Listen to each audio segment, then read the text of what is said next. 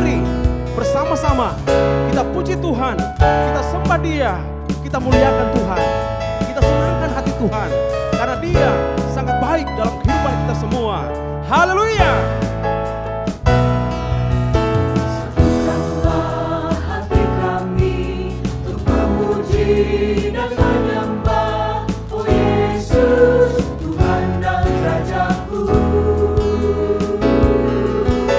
Eratkanlah tali kasih di antara kami semua, oh Yesus, Tuhan dan Rajaku. Bergandengan tangan dalam satu kasih, bergandengan tangan dalam satu iman, saling mengasihi di antara kami, keluarga kerajaan Allah.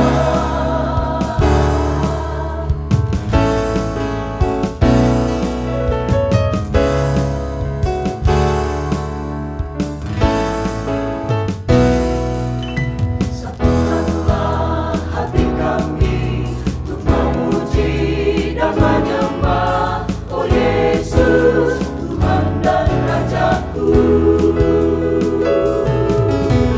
Eratkanlah tali kasih di antara kami semua, oh Yesus, Tuhan dan Rajaku.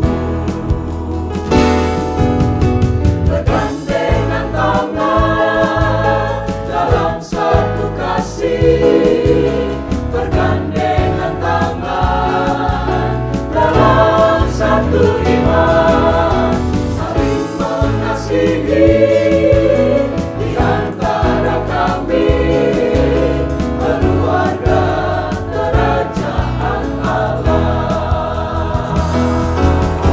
Bergandengan tangan dalam satu kasih, bergandengan tangan dalam satu iman, saling mengasihi di antara kami, keluarga kerajaan Allah.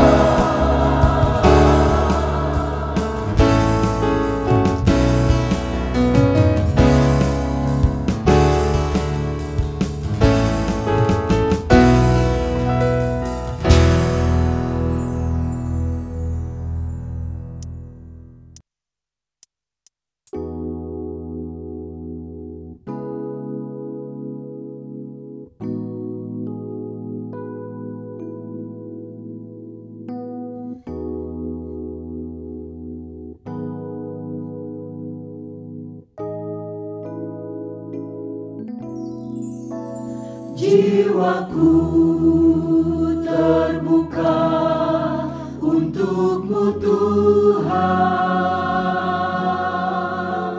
selidiki, nyatakan segala perkara,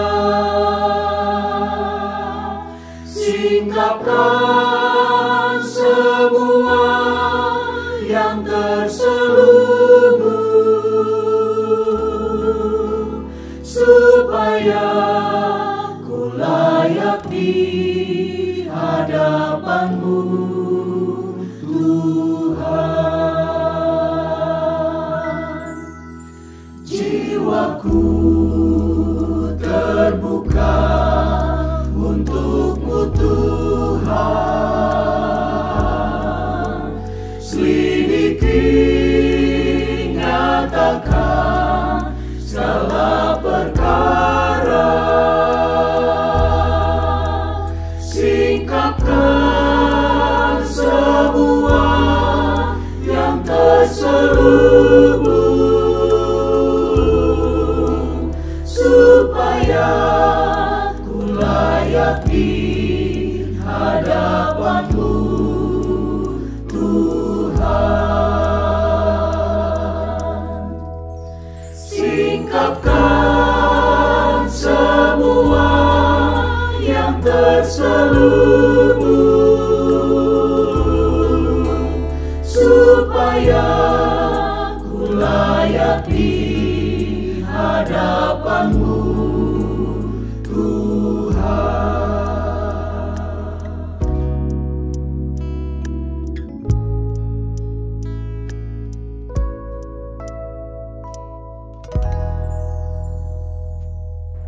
Selamat berjumpa kembali.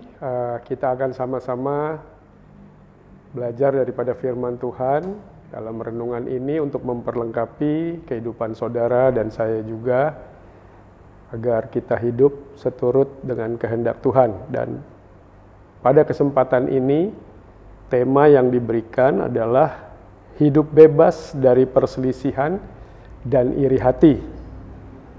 Ayat yang terambil dari kitab Roma pasal 13 ayat 13. Namun seperti biasa, di mana ayat itu tercakup, saya akan bacakan secara konteks di mana ayat itu berada. Oleh sebab itu, kita akan sama-sama baca kitab Roma pasal 13 mulai dari ayat yang ke-10.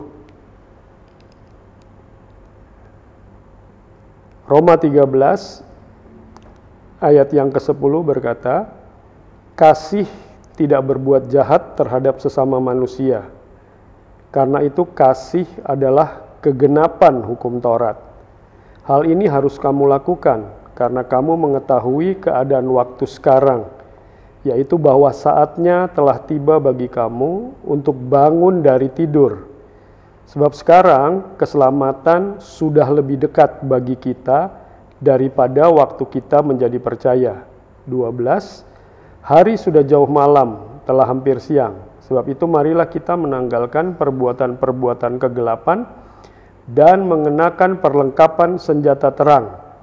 Ayat intinya adalah marilah kita hidup dengan sopan seperti pada siang hari, jangan dalam pesta pora dan kemabukan, jangan dalam percabulan dan hawa nafsu, jangan dalam perselisihan dan iri hati, tetapi kenakanlah Tuhan Yesus Kristus sebagai perlengkapan senjata terang. Dan janganlah merawat tubuhmu untuk memuaskan keinginan. Puji Tuhan, kitab Roma pasal 13 ayat 13 ini tercakup di dalam bacaan kita tadi. Yang dimulai di ayat 10 katakan kasih tidak berbuat jahat terhadap sesama manusia. Oleh sebab itu, anjuran daripada firman Tuhan kepada kita dalam menyikapi tema kita tentang iri hati dan perselisihan, di atas itu harus ada kasih supaya apa yang menjadi pokok pembicaraan selanjutnya tentang perselisihan dan iri hati ini tidak terjadi dalam kehidupan daripada umat Tuhan. Kita akan selalu diperlengkapi, kita akan selalu semakin disempurnakan dalam kehidupan ini untuk dapat menjalani satu kehidupan yang Tuhan inginkan. Nah, di ayat 13 di sini dikatakan bahwa marilah kita hidup dengan sopan seperti pada siang hari. Nah, Bapak Ibu, Saudara yang dikasihi Tuhan, kalau pada siang hari biasanya orang itu malu untuk berbuat sesuatu yang tidak baik, tidak benar, ataupun tidak sopan. Kenapa? Karena ada yang namanya terang yang membuat tingkah laku, sikap hidup, tutur kata, atau perbuatan dari setiap orang itu mudah terlihat atau menjadi tampak. Sehingga mereka malu untuk melakukan sesuatu yang tidak benar, ya, secara kehidupan yang terjadi di tengah-tengah masyarakat. Oleh sebab itu, pada kesempatan ini firman Tuhan juga mengingatkan, ya, kita harus hidup seperti pada waktu siang hari. Selanjutnya di sana dikatakan jangan dalam pesta pora dan kemabukan, jangan dalam percabulan dan hawa nafsu, jangan dalam perselisihan dan iri hati. Cukup jelas saya rasa ya firman Tuhan, asalkan kita mau belajar bersama, membaca dengan tenang, kemudian kita dapat memahami apa yang tercantum di dalamnya, apa yang tersirat di dalamnya, sehingga sangat mudah untuk dilakukan. Nah, dari bacaan kitab Roma ini, di ayat yang terakhir pasal 13 itu dikatakan di ayat 14, tetapi kenakanlah Tuhan Yesus Kristus sebagai perlengkapan senjata terang, ya. Tuhan Yesus Kristus sebagai perlengkapan senjata terang. Perlengkapan senjata terang itu adalah bagaimana kita harus menjalani satu kehidupan di dalam terang, dan terang kita itu adalah Tuhan Yesus Kristus. Nah, pada gereja di akhir zaman ini, apa yang menjadi terang kita selain daripada kita paham bahwa firman Tuhan meminta kita, Tuhan Yesus yang harus menjadi terang. Kalau kita melihat dalam kitab Injil Yohanes pasal 1 ayat yang pertama juga di sana dikatakan pada mulanya adalah firman, dan firman itu bersama-sama dengan Allah, dan firman itu adalah Allah sendiri. Kemudian kalau kita turun sampai ke bawah di ayat yang ke-14 dari kitab Injil Yohanes pasal yang pertama dikatakan, firman itu telah menjadi manusia dan diam di antara kita, dan kita telah melihat kemuliaannya, yaitu kemuliaan yang diberikan kepadanya sebagai anak tunggal Bapa. Ini mengidentifikasi bahwa Yesus itu adalah firman dan firman itu adalah Yesus. Untuk kita menjalani kehidupan ini di dalam terang, di dalam siang, oleh sebab itu firman Tuhanlah yang menjadi senjata kita, karena firman Tuhan adalah Yesus sendiri. Nah, kita dapat mengatasi semua itu, kita dapat melewati perselisihan, kita dapat melewati iri hati kalau firman Tuhan itu menjadi kehidupan kita dan kita menghidupi firman Tuhan. Biasanya iri hati itu muncul dikarenakan kita terlalu sibuk juga dengan urusan orang lain. Kita terlalu sibuk melihat sana sini, ya. Kita tidak fokus kepada diri kita sendiri. Nah, Kamus Besar Bahasa Indonesia menjelaskan tentang iri hati itu adalah merasa kurang senang melihat kelebihan orang lain. Sementara perselisihan, kata Kamus Besar Bahasa Indonesia itu beda atau tidak sependapat, berbeda paham. Oleh sebab itu, kalau kita fokus kepada diri kita sendiri, apa yang Tuhan percayakan, tentu kita tidak akan muncul dari kehidupan kita itu iri hati, sehingga tidak muncul juga perselisihan, karena kita sudah tidak terlalu mengurusi orang lain. Nah, saya melihat dengan kondisi dan keadaan yang sekarang sedang berkembang, di mana setiap pribadi, setiap rumah tangga itu dapat saya katakan harus seperti terkunci di rumah masing-masing. Ya, inilah saatnya kita mengintrospeksi diri. Ya, bagaimana kita harus hidup, bagaimana kita harus berbuat, bagaimana kita harus bersikap, bagaimana kita harus berlaku.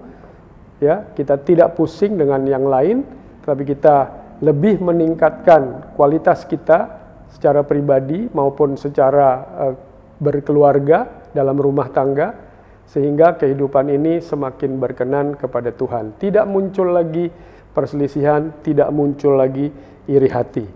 Nah, di dalam kitab 1 Korintus pasal yang ketiga, mari sama-sama kita lihat dalam kitab 1 Korintus pasal yang ketiga di ayat yang ketiga. Ya, namun saya akan baca seperti biasa secara keseluruhan mulai dari ayat yang pertama. Di sana dikatakan, dan aku, saudara-saudara, pada waktu itu tidak dapat berbicara dengan kamu seperti dengan manusia rohani, tetapi hanya dengan manusia duniawi yang belum dewasa dalam Kristus. Susulah yang kuberikan kepadamu, bukanlah makanan keras, sebab kamu belum dapat menerimanya, dan sekarang pun kamu belum dapat menerimanya, karena kamu manusia duniawi. Sebab jika di antara kamu ada iri hati dan perselisihan, bukankah hal itu menunjukkan bahwa kamu manusia duniawi dan bahwa kamu hidup secara manusiawi? Kita melihat di sini bahwa teguran yang cukup keras, ya, dari firman Tuhan, karena dikatakan bahwa kita masih manusia duniawi, belum manusia rohani, apabila masih muncul perselisihan dan iri hati. Kenapa? Karena makanan kita adalah susu, ya, bukan makanan keras. Dalam arti pertumbuhan secara rohani pun belum sampai satu tingkat kedewasaan, di mana pemahaman bahwa apa yang firman Tuhan minta kepada kita untuk tidak iri hati, tidak muncul perselisihan, itu masih terjadi. Nah, di bagian ayat lain dalam kitab 2 Korintus, mari sama-sama kita lihat dalam kitab 2 Korintus pasal yang ke-12. 2 Korintus pasal yang ke-12 ayat yang ke-20. namun saya akan baca dari paragraf di mana ayat 20 ini ada, yaitu mulai ayat 16. Firman Tuhan berkata, "Baiklah, aku sendiri tidak merupakan suatu beban bagi kamu, tetapi kamu katakan, dalam kelicikanku aku telah menjerat kamu dengan tipu daya. Jadi pernahkah aku mengambil untung daripada kamu oleh seorang di antara mereka yang kuutus kepada kamu? Memang aku telah meminta Titus untuk pergi dan bersama-sama dengan dia aku mengutus saudara yang lain itu. Adakah Titus mengambil untung daripada kamu? Tidakkah kami berdua hidup menurut roh yang sama dan tidakkah kami berlaku menurut cara yang sama?" 19. "Sudah lama agaknya kamu menyangka bahwa kami hendak membela diri di depan kamu. Di hadapan Allah dan demi Kristus kami berkata, semua ini saudara-saudaraku yang kekasih terjadi untuk membangun iman kamu." 20. Sebab aku khawatir bahwa apabila aku datang, aku mendapati kamu tidak seperti yang kuinginkan, dan kamu mendapati aku tidak seperti yang kamu inginkan. Aku khawatir akan adanya perselisihan, iri hati, amarah, kepentingan diri sendiri, fitnah, bisik-bisik, keangkuhan, dan kerusuhan, dan seterusnya. Nah, di sini kita melihat bagaimana teguran daripada firman, ya. Seringkali dengan bermunculannya perenungan-perenungan firman, tafsiran-tafsiran firman pun banyak orang memandang begini dan begitu. Semua saling menilai satu dengan yang lain. Tetapi marilah kita sekarang lebih fokus kepada diri kita masing-masing di dalam melayani Tuhan. Sebagaimana dalam kitab Galatia, ya, Galatia pasal yang kelima, ayat yang sudah tidak asing lagi. Mari kita sama-sama lihat dalam kitab Galatia pasal yang kelima. Saya hanya ambil ayat yang ke-23. Ya. Di sana dikatakan kelemah lembutan, penguasaan diri. Tidak ada hukum yang menentang hal itu. Dari 9 buah roh, di mana kalau kita dihidupi oleh Roh Kudus, 9 buah ini harus terjadi, didasari oleh yang ke-9 adalah penguasaan diri.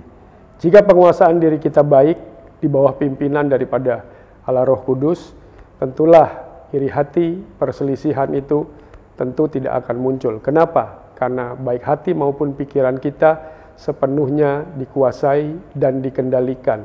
Bahkan Roh Kudus yang berkarya dalam kehidupan ini. Nah, di masa-masa yang sedang kita hadapi saat ini, begitu banyak ya fenomena-fenomena yang terjadi, begitu banyak orang katakan seperti perang firman di dunia maya. Tetapi marilah kita kembali masing-masing dalam tugas dan kepercayaan yang Tuhan percayakan untuk justru membuat tenang, membuat damai, membuat umat itu semakin paham akan firman, supaya masing-masing juga menghidupi firman dan dihidupi oleh firman. Saya mau katakan seperti ini, bahwa firman itu datang untuk setiap kita. Saya pun sebagai hamba Tuhan tidak melulu dalam menjalani kehidupan baik dan benar, tentu ada salahnya. Tetapi kalau kita mengacu kepada buku kehidupan ini atau buku petunjuk ini, tentu saja hidup kita akan berjalan dengan lebih sesuai dengan firman Tuhan. Satu ayat di dalam kitab Mazmur pasal yang ke-119, Mazmur 119 saya akan bacakan di sana di ayat yang ke-5 dan ke-6. Firman Tuhan berkata seperti ini, "Sekiranya hidupku tentu untuk berpegang pada ketetapanmu, maka aku tidak akan mendapat malu apabila aku mengamat-amati segala perintahmu." Ya, di sana dikatakan sekiranya hidupku berpegang pada firman-Mu. Kemudian dilanjutkan lagi, tidak akan mendapat malu, ya. Iri hati, perselisihan juga tidak akan terjadi, yang membuat akhirnya menjadi malu. Tetapi sebaliknya marilah kita sama-sama, pribadi lepas pribadi, siapapun kita, berlatar belakang apapun kita secara pribadi, kita mengamat-amati firman dengan baik, supaya kita dapat berjalan dan menjalani kehidupan dengan lebih benar seturut firman Tuhan. Karena satu ayat juga di dalam Injil Yohanes pasal 17 ayat 17. Di sana dikatakan, kuduskanlah mereka dalam kebenaran. Firman-Mu adalah kebenaran. Firman Tuhan ini saja yang dapat membawa hidup kita sampai ke satu kekudusan yang memang sudah Tuhan tetapkan buat kita semua. Mari sama-sama kita jalani dengan baik, jauhkan perselisihan, jauhkan iri hati satu dengan yang lain. Kita fokus akan diri kita fokus apa yang menjadi kehendak Tuhan dalam kehidupan ini, sehingga hidup ini semakin hari semakin baik dan benar. Kita dikunci di dalam satu tempat, mungkin di rumah masing-masing, itu ada maksud dan tujuan Tuhan untuk membuat kita lebih sungguh-sungguh di dalam menjalani kehidupan secara pribadi, fokus kepada Dia. Itu yang dapat saya bagikan pada kesempatan ini. Marilah kita sama-sama memahami firman Tuhan, bukan untuk orang lain, bukan untuk siapa-siapa. Firman Tuhan juga berkata, Dia adalah pedang yang bermata dua, baik buat saudara maupun buat saya. Mari kita jalani dengan lebih bijaksana, sehingga ke depan kita akan melihat satu dunia yang berubah, di mana semua orang hidup dengan penuh damai dan sejahtera karena firman Tuhan terjadi. Jauhlah perselisihan, jauhlah iri hati dari kehidupan kita. Kita mohon Roh Kudus bimbing kita mohon Roh Kudus menjadi petunjuk kita yang sejati dan penolong kita yang sejati. Demikianlah firman Tuhan yang dapat saya bagikan pada kesempatan ini. Biarlah kita semua dapat menikmatinya, dapat merenungkannya, kemudian dapat melakukannya dengan lebih baik dan benar di bawah pimpinan Allah Roh Kudus kita. Mari kita berdoa, dan saya mohon kita sama-sama memahami apa yang Tuhan inginkan dalam kehidupan ini. Biarlah hidup ini selalu dipimpin oleh Roh Allah, Roh Kudus Allah, sehingga kita dijauhkan dari perselisihan dan iri hati. Mari kita tundukkan kepala dan kita akan bersatu di dalam doa. Bapa di dalam sorga, kami bersyukur dan berterima kasih buat firman-Mu. Kami bersyukur dan berterima kasih buat teguran Tuhan. Kami bersyukur dan berterima kasih buat didikan Tuhan melalui firman. Itu mengajar kami untuk hidup lebih baik, lebih benar di dalam Engkau melalui firman-Mu. Kami mohon Allah Roh Kudus, penolong sejati kami, menolong kami untuk dapat menghidupi firman dengan baik. Dan biarlah firman itu juga hidup di dalam kami. Kami izinkan itu berkarya penuh Tuhan, supaya kebenaran-Mu inilah yang menguduskan kami, menguduskan umat-Mu, menguduskan gereja-Mu di akhir zaman ini. Terima kasih ya Tuhan, bahkan firman-Mu juga dapat menguduskan seluruh umat manusia yang ada di atas muka bumi ini, yang mendengar dan mau mendengar dan menerima firman-Mu ini. Terima kasih. Dan pada kesempatan ini juga kami berdoa untuk bangsa dan negara ini. Tuhan tolong supaya bangsa dan negara ini juga boleh terlepas dari bencana kemanusiaan yang sedang terjadi. Bahkan hampir seluruh dunia mengalaminya ya Tuhan. Kami serahkan semuanya ke dalam tangan-Mu. Pribadi lepas pribadi, rumah tangga lepas rumah tangga, khususnya daripada anak-anak-Mu, supaya dapat dihindarkan dan dilalukan Tuhan dari keadaan ini. Terima kasih ya Tuhan. Tak lupa berdoa untuk para pemimpin bangsa dan negara ini. Hikmat-Mu menyertai mereka Tuhan. Roh takut akan Engkau ada di dalam kehidupan mereka, supaya dapat memimpin dengan bijaksana melalui masa-masa sulit ini. Terpujilah Engkau untuk selama-lamanya. Kami serahkan semuanya ke dalam tangan-Mu, di dalam satu nama yang kudus dan berkuasa, yaitu dalam nama Tuhan Yesus Kristus kami mohonkan doa ini dengan mengucap syukur. Haleluya. Amin. Sekali Yesus, tetap Yesus.